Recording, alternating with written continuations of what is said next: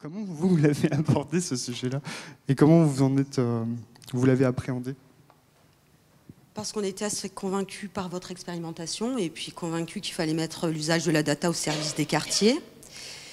Parce que sur nos territoires, nous on a démarré en 2023, fin 2023.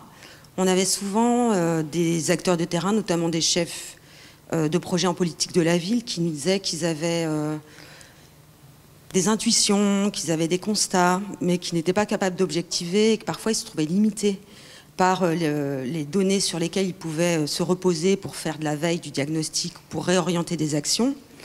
Et donc on s'est dit que d'essaimer cette expérimentation, ça pouvait venir répondre à ce besoin.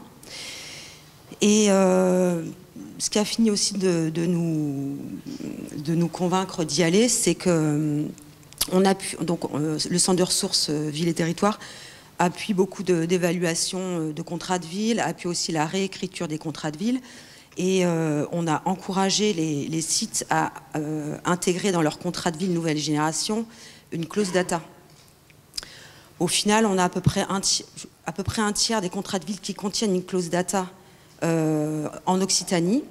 Sauf que quand vous interrogez les sites, ça reste assez flou.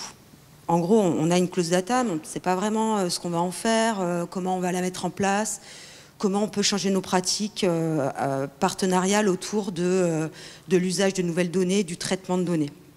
Donc, cette expérimentation, on l'espère, ça permettra de donner un exemple de la manière dont on passe du concept à la pratique.